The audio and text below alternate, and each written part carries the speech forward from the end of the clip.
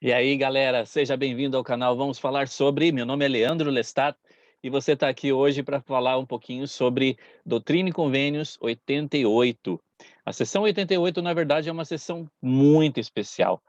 E vou deixar aí para você aquele convite de sempre, não deixa de curtir o vídeo, não deixa também de compartilhar com seus amigos também, para que eles possam também conhecer esse conteúdo. E não deixe também de se inscrever no canal, beleza? Lembrando que, caso você o deseje, também você pode acionar o sininho que está logo embaixo aí do vídeo. Com isso, você fica por dentro de tudo que vai acontecer aqui no canal. Beleza? Bom, estou preparando também uma outra vertente para o canal Vamos Falar Sobre. Essa vertente vai vir daqui a pouco, vai vir uma surpresa, mais ou menos, é um outro tipo de assunto que eu estou preparando para a gente poder discutir aqui, e tem muito a ver com o mundo geek. Então, quem teve vendo aí esses vídeos, essas lives que aconteceram, né, tanto com o Adriano quanto com o Victor Neres, a gente falou um pouquinho sobre a questão do mundo geek e tudo mais. Então, na verdade, eu estou preparando um outro tipo de sequência, de saga, para a gente poder falar aqui no Vamos Falar Sobre. Mas isso vai vir daqui a pouco, beleza? Eu vou deixar essa surpresa mais para frente aí, ok? Bom, para começarmos a nossa aula de hoje, o nosso bate-papo, a gente vai falar um pouquinho sobre o que estava acontecendo, né, durante a parte histórica dessa revelação que aconteceu, que está em Doutrina e Convênios 88. Então, essa revelação, na verdade, ela é uma parte de uma revelação discutida e recebida durante uma conferência de sumos sacerdotes em Kirtland, no Ohio. Tá, essa conferência ela aconteceu entre 27 e 28 de dezembro de 1832. Então, foram 3 dias, né, que os sumos sacerdotes estavam ali. E eles queriam saber, na verdade, nessa conferência, sobre a vontade do Senhor a respeito do estabelecimento de Sião. Então, o Senhor, na verdade, proporcionou essa revelação a Joseph Smith e, com isso, várias verdades e doutrinas foram reveladas. Então, essa sessão é uma sessão bem extensa, né? Ela é muito grande, tanto é que a gente vai dividir essa sessão em dois encontros, né? Então, esse é o nosso primeiro encontro sobre a sessão 88. Então, nesses encontros, né, nós vamos falar sobre vamos conhecer um pouquinho da explicação sobre Jesus Cristo e como que ele governa suas nações e suas criações. E também qual o convite que ele tem para que nós possamos nos achegar a ele. Além disso, a gente vai compreender um pouquinho também sobre como o Senhor mostrou como a maneira como nós devemos ensinar um ao outro e também nos prepararmos para sermos missionários.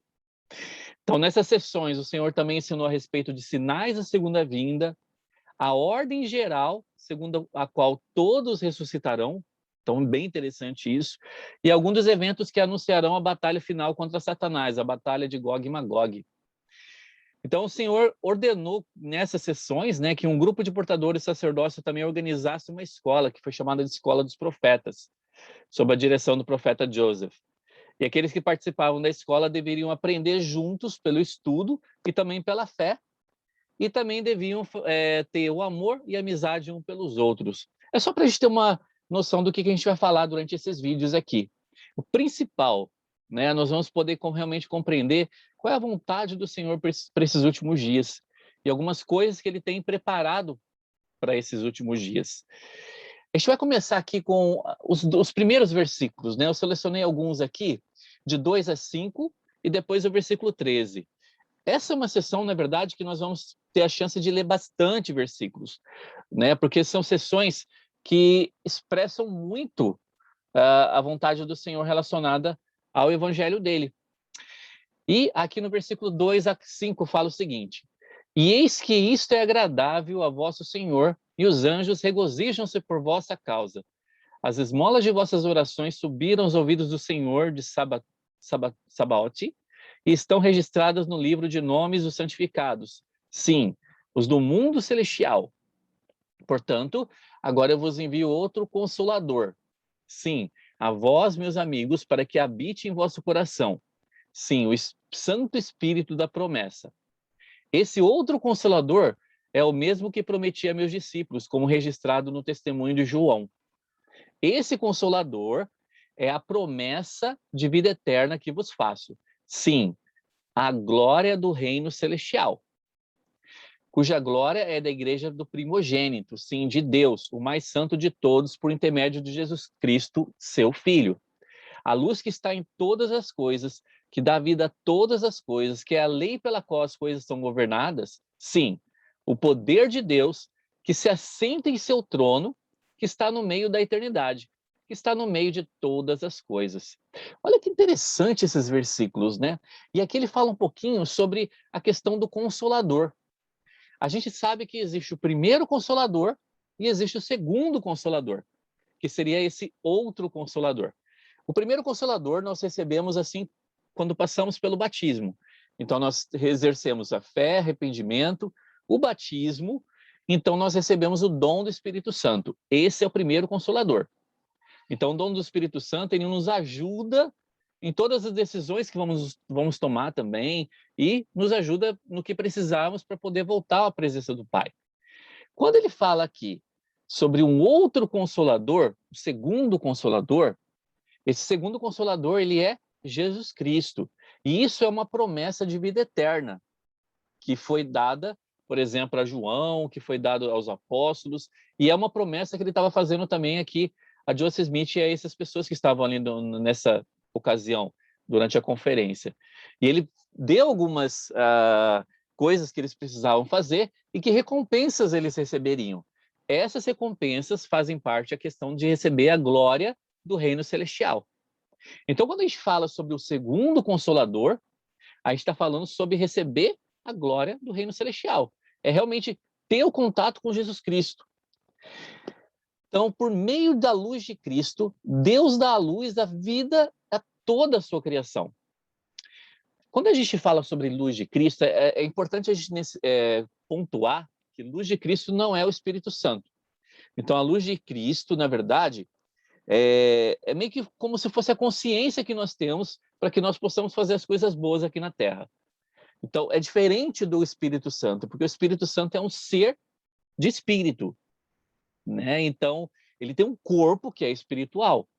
A gente não sabe o que a luz de Cristo, como que a luz de Cristo ela é, né? Mas o que a gente sabe é que ela realmente emana essa luz para o mundo todo e para várias existências também. Olha o que é falado aqui pelo presidente Joseph Fielding Smith. A luz de Cristo não é um personagem, não possui corpo. Eu não sei o que é no concerne a sua substância. Ela, porém, preenche a imensidão do espaço e emana de Deus. É a luz pela qual os mundos são controlados, pela qual eles são feitos. É a luz do sol e de todos os outros corpos. É a luz que dá vida à vegetação, desperta o entendimento dos homens e exerce várias funções descritas nesses versículos. É a luz que está em tudo e dá vida a tudo, que é a lei pela qual todas as coisas são governadas. Sim, o poder de Deus que se assenta sobre o seu trono e está no seio da eternidade, no meio de todas as coisas. Essa é a nossa explicação a respeito do Espírito de Cristo, ou luz da verdade, que todo homem recebe e pela qual é guiado. Então, essa luz de Cristo, todas as pessoas recebem. É diferente de você receber o dom do Espírito Santo, né? Então, por essa luz de Cristo, as pessoas sabem e são guiadas à verdade aqui na Terra. Então, o Santo Espírito da promessa, que a gente falou agora há pouco também, ele não é o segundo Consolador. O Santo Espírito da promessa é o Espírito Santo que coloca seu selo de aprovação em toda ordenança feita em retidão. Então, existe alguma diferença, né, entre quando é falado sobre o Santo Espírito, sobre a luz de Cristo e sobre o segundo Consolador. Então, na verdade, quando a gente fala sobre o Santo Espírito, a gente está falando sobre o primeiro Consolador, que é o Espírito Santo. Esse Espírito Santo, ele coloca seu selo de aprovação em toda ordenança feita em retidão. E quando convênios são quebrados, ele remove esse selo que foi colocado. O Santo Espírito da promessa não é o segundo Consolador. Ok? Então, a gente precisa realmente entender isso para que a gente possa identificar o que seria, então, o segundo Consolador. E lembrar que quando a pessoa recebe a promessa do segundo Consolador, na verdade ela recebeu ali a promessa de ganhar o reino celestial. Então não se deve confundir a luz de Cristo com o Espírito Santo. Essa luz não é um personagem, mas o Espírito Santo é um personagem. A sua influência leva as pessoas a descobrir o evangelho verdadeiro e a serem batizadas e receberem então o dom do Espírito Santo. Então a luz de Cristo, ela faz isso com as pessoas, tá? Versículo 15: "E o espírito e o corpo são a alma do homem." Na verdade, existe uma polêmica, né, entre as pessoas na questão do que significa alma, né? E muitas pessoas acabam defendendo a ideia de que alma, na verdade, é um espírito. Na verdade, quando a gente fala de alma, a gente está falando sobre o espírito e o corpo físico. Então, essas duas coisas, elas são o que fazem a alma do homem. Aqui foi uma citação da Liahona, do presidente Benson, e falou o seguinte: "Não há dúvida de que a saúde do corpo afeta o espírito, ou o Senhor nunca teria revelado a palavra de sabedoria. Deus nunca deu nenhum mandamento temporal, físico. Aquilo que afeta nosso corpo afeta também o nosso espírito. O pecado o enfraquece. Ele afeta não somente o espírito, mas também o corpo. As escrituras estão cheias de exemplos da força física que pode acompanhar os justos. Por outro lado, o pecado sem arrependimento pode dispersar a energia e levar a doença tanto mental como física." Olha que sério isso, né? O pecado, ele enfraquece as pessoas. E, na verdade, por que ele acaba enfraquecendo? Porque a gente quebra esse elo que existe entre o nosso espírito e o Espírito Santo. Então, esse elo, quando ele é quebrado, ele acaba enfraquecendo o nosso lado espiritual, por assim dizer. E isso acaba afetando o nosso corpo físico, acaba afetando a nossa mente. Então, são várias coisas que acabam afetando e prejudicando o nosso relacionamento com o Pai Celestial. Lá no 14, 16 e 17 fala o seguinte: "Ora, em verdade eu vos digo que por meio da redenção que foi feita por vós, realiza-se a ressurreição dos mortos. E a ressurreição dos mortos é a redenção da alma. E a redenção da alma realiza-se por meio daquele que vivifica todas as coisas, em cujo seio está decretado que os pobres e mansos da terra herdarão." Interessante que ele fala aqui que a ressurreição dos mortos é a redenção da alma. Então, lembrando que a ressurreição, todas as pessoas vão ressuscitar, né? A ressurreição, na verdade, é uma coisa que foi ofertada para nós porque Cristo expiou por nossos pecados. Então, quando Cristo expiou pelos nossos pecados, nós tivemos a chance de Cristo vencer a morte espiritual, ou seja, ele proporcionou para a gente o arrependimento e também ele venceu a morte física, a partir do momento que ele ressuscitou. Então, a partir daquele momento, ele e outras pessoas ressuscitaram. Ele foi a primícia daqueles que ressuscitaram. Ele foi o primeiro, né? E depois dele, outros justos e santos ressuscitaram também. E aqui é falado, só lembrando, né? Ressurreição é a junção do nosso corpo físico com o espírito. E só que esse corpo físico, ele vai ser vivificado não pelo sangue, mas pelo espírito. Então, esse corpo físico, ele vai ser ressuscitado de acordo com a glória pela qual nós vamos herdar, por assim dizer. E isso a gente aprende aqui nessa sessão 88. E aqui ele fala que a ressurreição dos mortos é a redenção da alma. Lembrando que a alma é nosso espírito, nosso corpo. Ou seja, pela ressurreição dos mortos, nós temos a chance de saber meio que para qual reino nós vamos ficar, né? Se nós ficaremos no reino celestial, terrestrial, celestial. E ele é a redenção da alma, porque ele traz realmente esse poder de salvação. A ressurreição faz com que nós possamos ser imortais, né? E que tenhamos o conhecimento perfeito e, além disso, um corpo perfeito. Então, isso tudo nos prepara para que possamos ganhar uma recompensa muito maior, que seja, por exemplo, o reino celestial, né? E o nosso corpo, ele precisa ser vivificado pelo Espírito. Então, por isso que ele é a nossa redenção de alma. Após a ressurreição dos mortos, o nosso corpo será espiritual mas será corpo tangível e purificado. Não obstante ser corpo de carne e ossos, nele não haverá sangue, pois não mais será vivificado pelo sangue, mas será vivificado pelo Espírito, que é eterno, e assim se tornará imortal e jamais morrerá.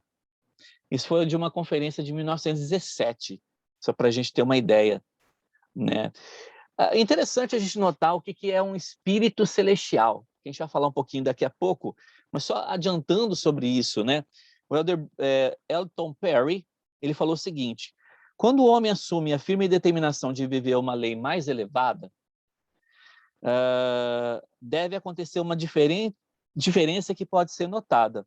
Uma transformação marcante na aparência, nos atos, na maneira de tratar os outros, em seu modo de servir ao próximo e a Deus. As Escrituras estão repletas de exemplos de transformações dramáticas ocorridas na existência de pessoas que se converteram e passaram a viver a lei do Senhor.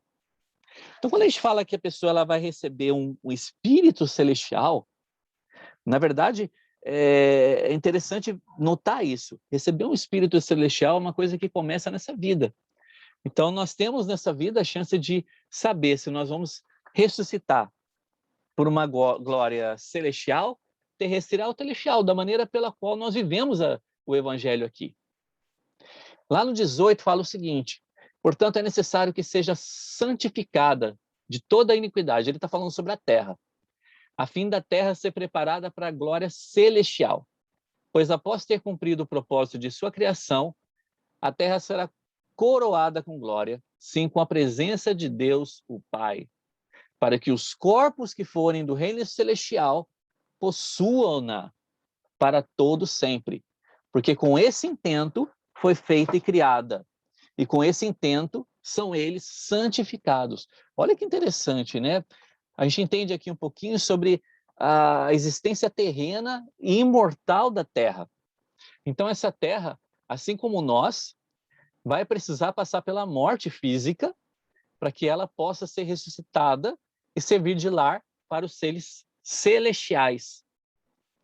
Então, essa Terra ela vai receber uma glória, né? E vai ser coroada com a glória celestial. Porque aqui, nessa Terra, será o lar, né? Em presença de Deus, o Pai, de Jesus Cristo e dos seres celestiais. Então, olha que interessante, para que os corpos que forem do reino celestial possuam-na para todo sempre. Porque com esse intento foi feita. Então, a Terra, infelizmente, né, ou felizmente, ela vai precisar passar por todo esse processo de morte física, de ser destruída, né, de passar por toda a destruição que a gente vê lá em Apocalipse, para que então ela possa ser ressuscitada e ganhar sua lei celestial. Lá no 21 fala o seguinte: e os que não forem santificados por meio da lei que vos dei, sim, a lei de Cristo, herdarão outro reino. Sim, um reino terrestre ou um reino celestial. Os que não forem santificados por meio da lei que vos dei. Irmãos, isso é uma coisa bem importante, né? Porque nós precisamos viver essa lei celestial aqui na Terra. Este é o momento para que nós possamos tomar a decisão e começar a mudar algumas coisas, para que nosso intento, o nosso coração e as nossas ações nos levem, então, a obedecer ao Senhor, a obedecer essa lei, que é a lei dele. Se nós não estivermos preparados obedecendo essa lei aqui, na Terra, neste momento, nós não estaremos preparados para obedecer uma lei celestial. E, consequentemente, nós não vamos ganhar o reino celestial. Nós vamos ganhar um reino de acordo com as leis pelas quais nós obedecemos, que nós estamos dispostos a seguir. E isso é bem sério quando a gente pensa sobre a questão de quão justo realmente o Senhor ele é. Lá no 22 fala o seguinte: porque aquele que não consegue viver a lei de um reino celestial não consegue suportar uma glória celestial. E aquele que não consegue viver a lei de um reino terrestre não consegue suportar uma glória terrestre. E aquele que não consegue viver a lei de um reino celestial não consegue suportar uma glória celestial. Portanto, não é digno de um reino de glória. Portanto, deve permanecer num reino que não seja um reino de glória. Ou seja, aquele que não consegue obedecer nenhuma lei celestial sobre a lei de Cristo, não merece receber nenhum grau de glória. E esses são os que são chamados aqueles que permanecem. Ou seja, são aqueles que são chamados de filhos da perdição. Esses não vão receber um reino de glória, né? Esses vão estar em estado de trevas exteriores. Eles vão ter para um lugar que a gente chama de inferno, por assim dizer. Ok? Então, a todos os reinos se deu uma lei. Aqui no manual fala o seguinte: essa escritura nos ensina que todos os lugares do espaço são ocupados por algum reino, que cada reino é governado pela lei e que as leis são adaptadas às condições que nele prevalecem. Algumas leis são universais, como a lei da gravidade. Outras leis são de aplicação limitada. Elas variam de acordo com as condições. Por reinos, entendemos os planetas e corpos que gravitam no espaço. Deus é capaz de governar todos eles, porque compreende todas as coisas. E todas as coisas estão diante dele. Deus visita todos esses reinos em seu devido tempo. A gente vai falar um pouquinho mais sobre isso daqui a pouco também. 25. E também em verdade eu vos digo que a terra vive a lei de um reino celestial, porque cumpre o propósito de sua criação e não transgride a lei. Lembrando que a terra hoje em dia ela está vivendo numa lei celestial, ok? Quando ela passar para o milênio, né, na ocasião do milênio, quando vai acontecer várias destruições e tudo mais, vai ser uma preparação para que a Terra ela possa ser celestializada. Então, durante o milênio, a gente vai estar vivendo num reino que é chamado de terrestrial. Não um reino, né? Mas a gente vai estar vivendo uma lei do reino terrestrial, né? Para que então a gente possa ter a chance de receber uma lei ou um reino celestial após o julgamento final. Então, na verdade, a Terra está passando por um processo. Assim como ela está passando por um processo relacionado hoje ao reino celestial, ela vai passar por um processo relacionado ao reino terrestrial, né, durante grande parte do milênio, né? E logo depois, quando o julgamento acontecer, quando houver realmente as separações pelos reinos, né, a Terra então ela vai ser o lar do reino celestial. Portanto, a terra será santificada. Sim, embora ela vai morrer, tornará-se vivificada e suportará o poder pela qual será vivificada. E os justos herdá-la-ão. Aqueles que forem de espírito celestial receberão o mesmo corpo que era um corpo natural, corpo físico, né? Sim, recebereis vosso corpo e vossa glória será a glória pela qual vosso corpo é vivificado. Então, seu corpo, durante a ressurreição, ele vai ressuscitar de acordo com a glória pela qual nosso corpo está preparado para receber. Ou seja, pelas leis que nós seguimos durante a nossa existência. Então, de acordo com essas leis seguidas por nossa existência, nós vamos receber um corpo vivificado relacionado a essas leis e relacionado a esses reinos, ok? A lei do reino celestial inclui ter um testemunho de Jesus Cristo, cumprir os mandamentos, fazer e cumprir convênios, perseverar pela fé e receber o Santo Espírito da promessa. Ou seja, receber o Santo Espírito da promessa quer dizer receber a promessa de exaltação. 34, 35 e 40 fala o seguinte: e também em verdade eu vos digo que o que é governado pela lei é também preservado pela lei, e por ela aperfeiçoado e santificado. Então, aquele que obedece à lei, que obedece os mandamentos, ele, por ela, por essa lei, ele é aperfeiçoado. E por ser aperfeiçoado, ele entra no caminho de santificação.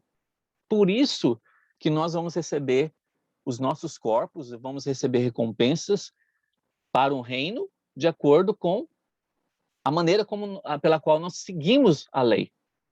Aquilo que transgride uma lei e não obedece à lei, mas procura tornar-se uma lei para si mesmo e prefere permanecer no pecado, nele permanecendo inteiramente, não pode ser santificado por lei, nem por misericórdia, justiça ou julgamento.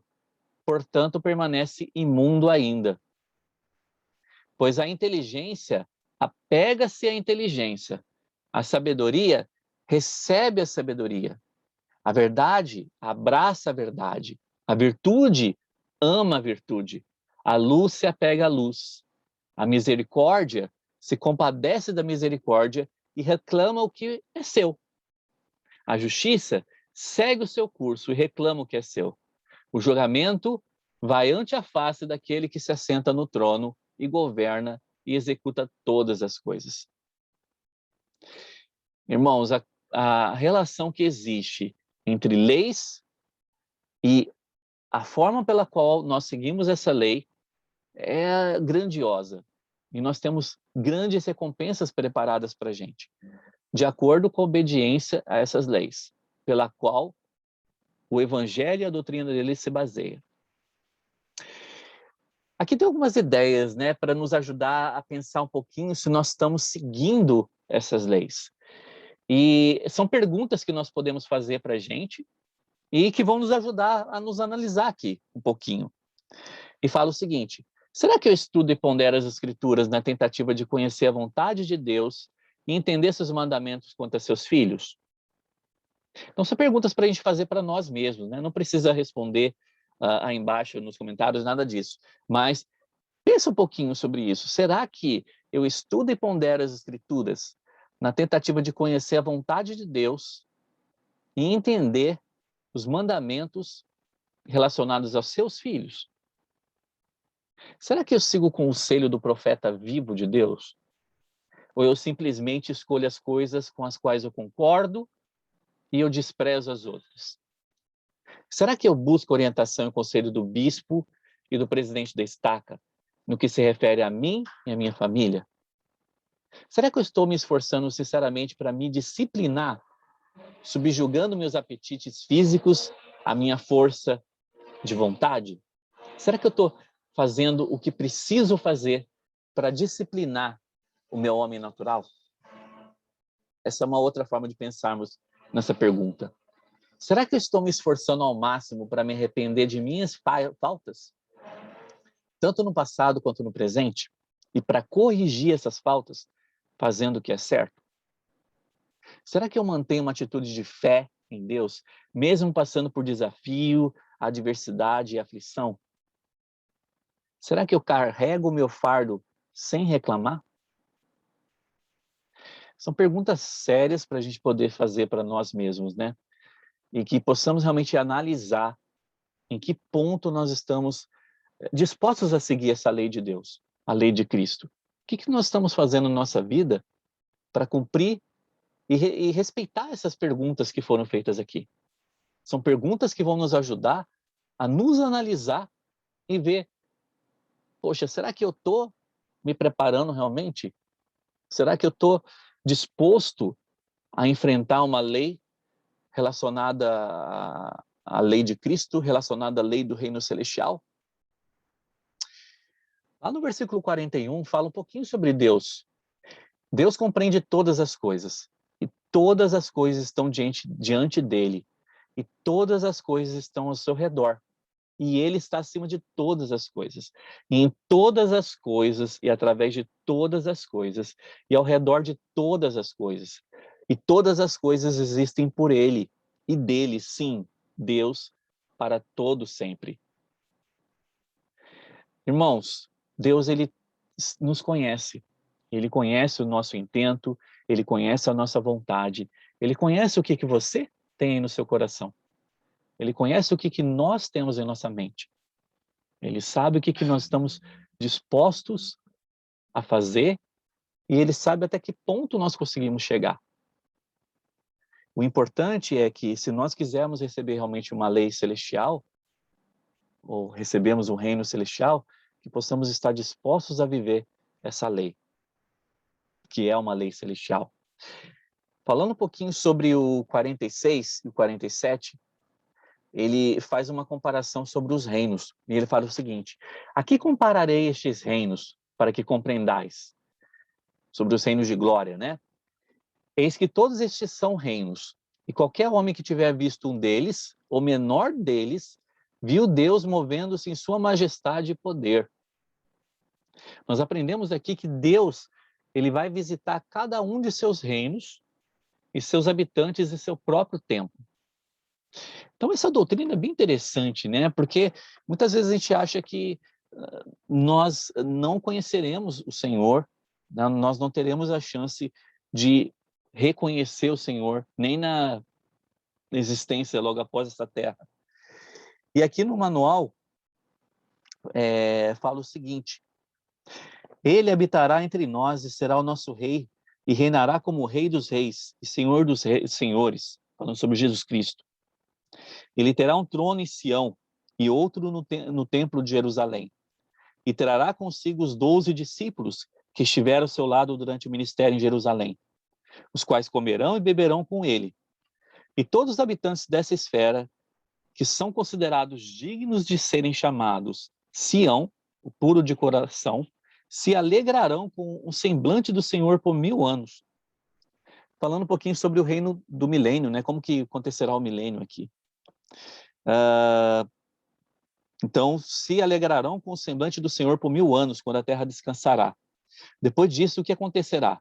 E olha que interessante. Depois de tudo isso, né? O que vai acontecer? O Senhor irá embora. Por quê? Para cumprir outros desígnios, pois ele tem outros mundos ou criações e outros filhos e filhas, talvez tão justos quanto os que habitam esse planeta. E eles, como aconteceu conosco, serão visitados e também se alegrarão com o semblante do Senhor. Assim, ele irá em seu próprio e devido tempo de um a outro reino, ou de um a outro mundo, fazendo com que os puros de coração, a Sião levantada dentre aquelas criações, possam também rejubilar em sua presença. Mas há outra coisa que gostaria que compreendesseis. Essa situação não perdurará por toda a eternidade. Ela é apenas a preparação para algo maior. Em que consiste? Com o passar do tempo, quando cada uma dessas criações cumprir a medida e limite estabelecido e o tempo previsto para continuarem nesse estado temporal, ele e seus habitantes que forem dignos se tornarão, então, celestiais e glorificados. Então, daquela época em diante e para sempre, não mais existirá um véu, uma separação, né, entre Deus e seu povo, que é santificado e glorificado. E já não haverá necessidade dele retirar-se de um mundo para visitar outro, pois todos estarão em sua presença. Que promessa gloriosa que nós podemos ter em saber que nós podemos receber uma glória no reino celestial, que nós podemos ser como um Deus, podemos ser deuses também. E que, principalmente, nós vamos poder habitar na presença do Pai e do Filho. No 63 fala o seguinte: achegai-vos a mim, e achegar-me-ei a vós. Procurai-me diligentemente, e achar-me-eis. Pedi e recebereis, batei, e ser-vos-á aberto. Eu gostaria de encerrar essa primeira parte do nosso bate-papo aqui sobre Doutrina e Convênios 88, com essa citação do presidente Kimball, que ele fala o seguinte: percebo que quando negligencio o meu relacionamento com a deidade, com Deus e Jesus Cristo, e tenho a impressão de que nenhum ouvido divino está escutando o que digo, e nenhuma voz celestial está falando comigo, parece que eu estou muito, muito longe. Mas se eu mergulho nas Escrituras, a distância diminui e a espiritualidade volta. Que possamos lembrar disso.